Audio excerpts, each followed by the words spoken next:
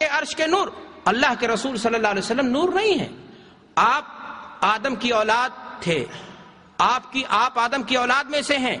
آپ عائشہ کے شوہر تھے، خدیجہ کے شوہر تھے، فاطمہ کے ابو تھے، حسنین کے نانا تھے، علی کے سسر تھے، امت اسلام کے لیے نبی تھے۔ اللہ تبارک و تعالیٰ نے تاج نبوت و رسالت دے کر کے آپ کا مقام کیا کیا ہے؟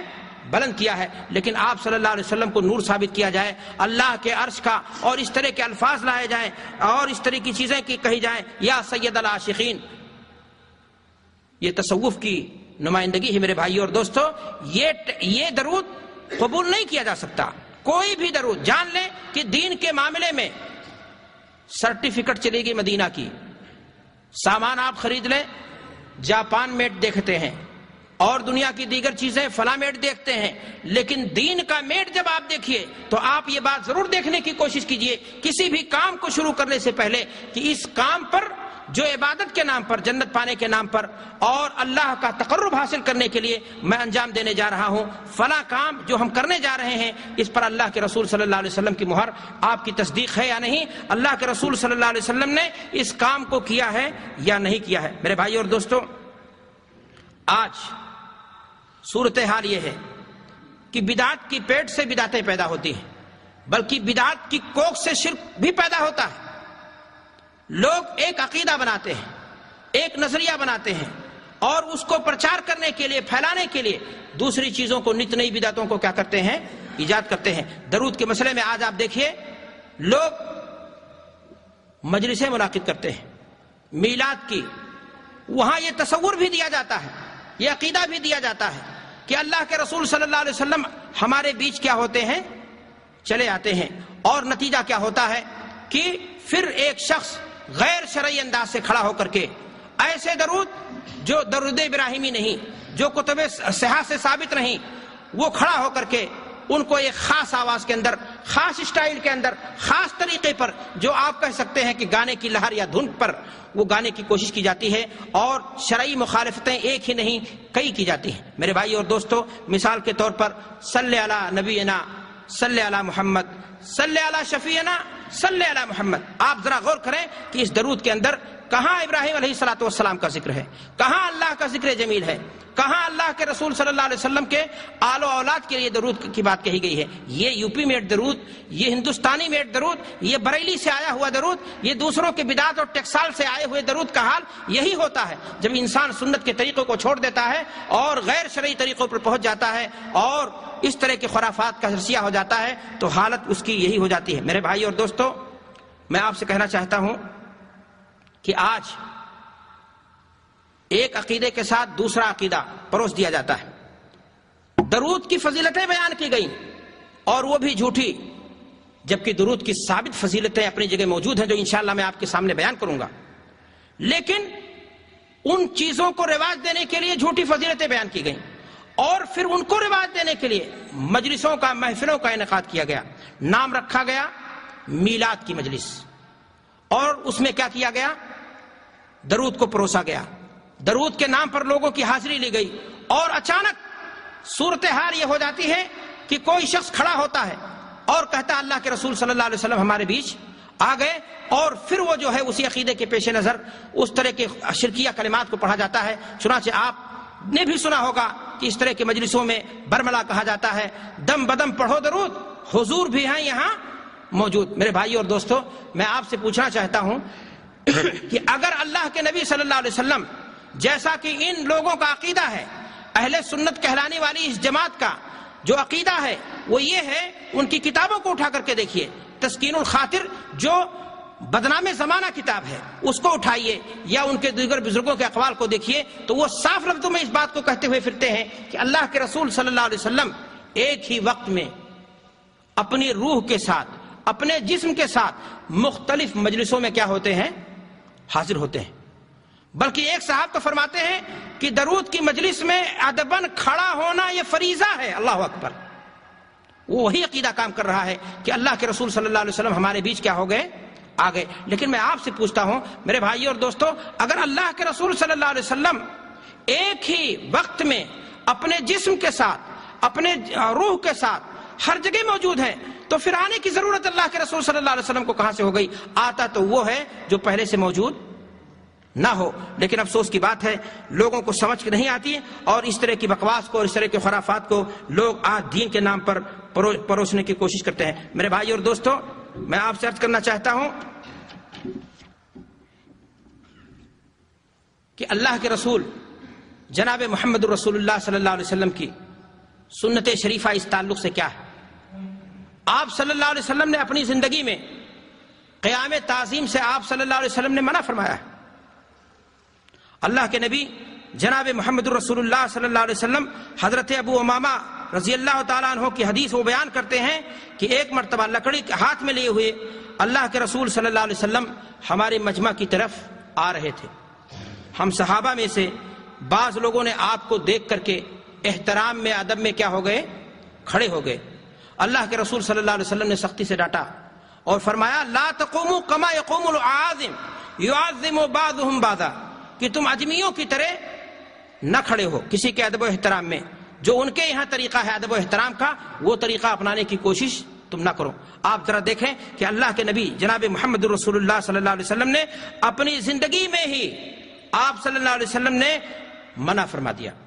حضرت ابو بکر رضی اللہ تعالیٰ عنہ کے بارے میں آتا ہے، صحابی ہیں کہ ایک مرتبہ وہ مجلس میں آ رہے تھے اور انہیں دیکھ کر کے کوئی صحابی کھڑے ہوئے تو انہوں نے منع کر دیا اور کہا کہ ایسا مت کھڑے ہو، اللہ کے رسول صلی اللہ علیہ وسلم نے اس سے منع کیا ہے۔ ترمذی کی روایت ہے، اللہ کے رسول صلی اللہ علیہ وسلم فرماتے ہیں کہ اگر کوئی شخص یہ چاہتا ہے کہ وہ اپنے آپ کو جہنم کی آگ سے جلائے تو وہ اپنے آپ کے لیے اس طرح سے تعظیم میں کسی کا کھڑا ہونا اپنے لیے جائز اور روا سمجھے اور اس طرح کی چیز اپنے آپ کے لیے اختیار کرے۔ میرے بھائی اور دوستوں، میں عرض یہ کر رہا تھا کہ یہاں پر آج کہا جا رہا ہے کہ ہم یہ سارے کام اللہ کے رسول صلی اللہ علیہ وسلم سے محبت کی بنیاد پر کر رہے ہیں اور محبت کے نام پر کر رہے ہیں۔ میرے بھائیوں، اللہ کے رسول صلی اللہ علیہ وسلم کی ایک حدیث ہے، اللہ کے رسول صلی اللہ علیہ وسلم حدیث کے اندر ارشاد فرماتے ہیں ان للہ ملائکۃ سیاحین فی الارض یبلغون من امتی السلام۔ اللہ تبارک و تعالیٰ نے زمین میں فرشتوں کو پھیلا رکھا ہے، وہ چلتے رہتے ہیں اور میری امت میں اگر کوئی شخص مجھ پر سلام بھیجتا ہے تو وہ سلام ہم تک کیا کیا جاتا ہے؟ پہنچایا جاتا ہے۔ ذرا کسی حدیث میں یہ دکھایا جائے کہ اللہ کے رسول صلی اللہ علیہ وسلم فرماتے ہوں کہ اگر میری امت میں سے کوئی شخص مجھ پر سلام بھیجتا ہے تو میں وہاں پہنچ جاتا ہوں۔ اللہ کے رسول صلی اللہ علیہ وسلم فرما رہے ہیں کہ جب سلام بھیجا جاتا ہے تو اللہ کے رسول صلی اللہ علیہ وسلم اس مجلس میں نہیں آتے ہیں، بلکہ وہ سلام وہاں سے فرشتے مامور ہیں اللہ کی طرف سے، اور وہ سلام لے کر کے اللہ کے رسول صلی اللہ علیہ وسلم کی خدمت میں حاضر ہوتے ہیں، اور اللہ کے نبی جناب محمد الرسول اللہ صلی اللہ علیہ وسلم کو وہ سلام کیا کیا جاتا ہے؟ پہنچایا جاتا ہے۔ لیکن افسوس کی بات ہے خیرت کا نام جنو رکھ دیا، جنو کا خیرت، جو چاہے آپ کا حسن کرشمہ ساز کرے۔ میرے بھائی اور دوستوں، میں نے آپ سے پہلے ہی کہا کہ درود کے نام پر جھوٹا درود گڑھا گیا، چاہے وہ یو پی میٹ، چاہے وہ بریلی میٹ، چاہے وہ کسی اور بدعت و خرافات کے ٹکسال سے، اور درود ابراہیمی کو کیا کر دیا گیا؟ پیچھے ڈھکیلا گیا، اور پھر ان جھوٹے درودوں کی جھوٹی فضیلتیں بیان کی گئی، اتنی بیان کی گئی کہ صحیح درود جو اللہ کے رسول صلی اللہ علیہ وسلم سے وارد ہے ان کے بارے میں وہ فضیلتیں آپ کو نہیں ملتی۔ لیکن میں آپ سے کہنا چاہتا ہوں کہ اللہ کے رسول صلی اللہ علیہ وسلم پر درود کی جو فضیلت ہے وہ بے بہا ہے۔ اللہ کے رسول صلی اللہ علیہ وسلم نے خود اپنے آپ پر درود بھیجنے کی فضیلت متعدد احادیث میں بیان کی ہے۔ امت اسلام کو اس بات کی ضرورت نہیں ہے کہ پگڈنڈیوں پر چلے، ان احادیث کو پڑھے جس میں اللہ کے رسول صلی اللہ علیہ وسلم نے درود کی فضیلت کو بیان کیا ہے اور اپنے اوپر درود بھیجنے والے کو کی اہمیت کو اور اس فضیلت کو کیا کیا ہے؟ بیان کیا ہے۔ میں آپ کی خدمت میں چند حدیثیں پیش کرنا چاہتا ہوں۔ اللہ کے نبی جناب محمد رسول اللہ صلی اللہ علیہ وسلم کی حدیث یہ بیان کرتی ہے کہ اگر کوئی شخص موحد متبع سنت اللہ کے رسول جناب محمد الرسول اللہ صلی اللہ علیہ وسلم پر درود و سلام کے سوغات بھیجتا ہے تو ایسا انسان اللہ کی رحمت کا مستحق ہو جاتا ہے، رحمت الہی کا ایسا انسان کیا بن جاتا ہے؟ مستحق ہو جاتا ہے۔ اللہ کے نبی جناب محمد الرسول اللہ صلی اللہ علیہ وسلم فرماتے ہیں من صلی علی 10 صلوات صلی اللہ علیہ 10 صلوات، کہ اگر کوئی شخص مجھ پر 10 بار درود بھیجتا ہے تو اللہ تبارک و تعالی ایسے شخص پر اپنی 10 رحمتیں کیا کرتا ہے؟ نازل فرماتا۔ اللہ اکبر، کام کتنا آسان ہے۔ انسان بیٹھے بٹھائے اللہ کے نبی صلی اللہ علیہ وسلم پر صبح و شام میں درود بھیج دے 10 مرتبہ، اور وہ اللہ کی رحمت اللہ تبارک و تعالی اس کے لیے خصوصی طور پر اس ناطے کہ اس نبی صلی اللہ علیہ وسلم پر درود بھیج رہا ہے، اور اس کے بدلے میں کیا خوب سودا نقد ہے، اس ہاتھ دے اس ہاتھ لے۔ آپ اللہ کے نبی صلی اللہ علیہ وسلم پر درود بھیج رہے ہیں، اور آپ کو اس کے عوض میں اللہ تبارک و تعالیٰ کی طرف سے کیا حاصل ہو رہی ہے؟ رحمت حاصل ہو رہی۔ میرے بھائی اور دوستوں، لیکن پھر میں کہنا چاہتا ہوں کہ یہ فضیلت کسے حاصل ہوگی؟ جو متبع سنت ہوگا درود کے معاملے میں بھی، جو مدنی میڈ درود جسے درود ابراہیمی کہتے ہیں، ایسے درود جو کتاب و سنت سے ثابت ہیں، اس کو اپنی عملی زندگی کا وظیفہ بناتا ہوگا، ان جٹلیات سے نہیں جس میں شرکیات کی کیا کی گئی ہے؟ تعلیم دی گئی ہے، خرافات کی تعلیم دی گئی ہے، غیر اللہ سے استمداد التجا فریاد کی بات کہی گئی ہے۔ ایسے درود نہیں، بلکہ وہ درود تو آپ کے عقیدے کو بھی، آپ کی عبادتوں کو بھی، آپ کے اچھے اعمال کو بھی، آپ کی نیکیوں کو، آپ کے حسنات کو بھی کیا کر لیں گے؟ چاٹ جائیں گے۔ میرے بھائی اور دوستو، اللہ کے نبی جناب محمد رسول اللہ صلی اللہ علیہ وسلم کی حدیث سے یہ بات بھی معلوم ہوتی ہے۔ حدیث کے راوی ہیں حضرت انس رضی اللہ تعالیٰ عنہ، وہ بیان کرتے ہیں کہ اللہ کے رسول صلی اللہ علیہ وسلم نے فرمایا، من صلی علی صلاۃ واحدۃ صلی اللہ علیہ 10 صلوات وحطت عنہ 10 خطیئات ورفعت له 10 درجات۔ اللہ تبارک و تعالی اگر کوئی شخص نبی صلی اللہ علیہ وسلم پر کیا کرتا ہے؟ درود بھیجتا ہے، تو جہاں اس کا ایک فائدہ یہ ہے کہ ایسا انسان رحمت الہی کا کیا بن گیا؟ مستحق ہو گیا، وہیں اس کا دوسرا فائدہ ذکر کیا جا رہا ہے۔ کیا ذکر کیا جا رہا ہے؟ کہ آپ کے درجات بلند ہوں گے۔ اللہ اکبر۔ یہی نہیں بلکہ یہ کثرت درود، یہ درود کے سوغات جو ایک امتی حبیب کبریا جن کی قربانیاں ہیں اس شخص کے لیے، جن کے احسانات ہیں ہمارے لیے، ان کی شان میں ہم درود بھیجتے ہیں، تو وہ درود ہمیں کیا دے رہا ہے؟ ہمارے گناہ تک کیا ہوتے ہیں؟ جھڑتے چلے جاتے ہیں، مٹتے چلے جاتے ہیں۔ انسان، ہر انسان آج گناہ کا گٹھر اپنے ساتھ لے کر کے کیا ہوتا ہے؟ چل رہا ہوتا ہے۔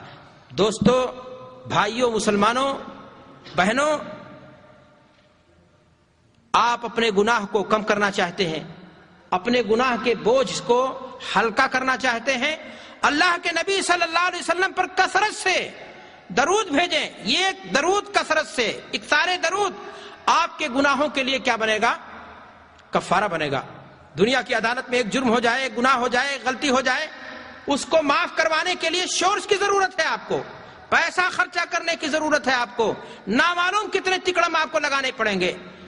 آسان ہے، آپ سے غلطی ہوئی ہے، آپ کے گناہوں کا بوجھ بڑھ رہا ہے، اللہ کے رسول جناب محمد رسول اللہ صلی اللہ علیہ وسلم فرما رہے ہیں کہ اے حضرت انسان، کثرت سے مجھ پر درود بھیجو، جہاں تمہارے لیے اللہ کی رحمتیں نازل ہوں گی، جہاں تمہارے درجات بلند ہوں گے، وہیں تمہارے گناہ بھی ڈیلیٹ ہو جائیں گے۔ کمپیوٹر سے فائل جیسے ڈیلیٹ کر دی جائے، آپ کے گناہ کی لسٹ سے آپ کے گناہ کیا ہو جائیں گے؟ ڈیلیٹ ہو جائیں گے۔ اللہ اکبر، کتنی فضیلت ہے درود کی۔ لیکن میرے بھائی اور دوستو، افسوس کی بات ہے کہ آج ہم اپنی عملی زندگی کا جائزہ لیں کہ ہم 24 گھنٹے میں کتنی بار اللہ کے رسول صلی اللہ علیہ وسلم پر درود بھیجتے ہیں۔ ہر شخص جو ہمارے سامنے بیٹھا ہوا، یہ نیک چہرے جو ہمارے سامنے دیندار کی شکل میں اللہ تعالی ہم سب کو جنت میں اکٹھا کرے بیٹھے ہیں، ہم لوگ کم سے کم اپنی عملی زندگی کا محاسبہ کریں کہ آخر ہم لوگ اللہ کے رسول صلی اللہ علیہ وسلم پر دن بھر میں کتنی بار درود بھیجتے ہیں۔ کیا وہ حدیثیں جو اللہ کے رسول صلی اللہ علیہ وسلم پر درود کی فضیلت بیان کرتی ہیں صبح و شام کے تعلق سے اور دیگر اوقات کے تعلق سے، کیا ان اوقات کو ہم غنیمت جانتے ہیں؟ کیا واقعی معنی میں ان اوقات کے طلب اور تڑپ اور حرص ہمارے ہاں رہتی ہے، اور ہم اس انتظار میں رہتے ہیں کہ فضیلت کے وہ اوقات ہمیں نصیب ہوں اور ہم اللہ کے رسول صلی اللہ علیہ وسلم پر درود بھیج کر کے اپنے گناہ کو کیا کر لیں؟ اپنے گناہ کے بوجھ کو کیا کر لیں؟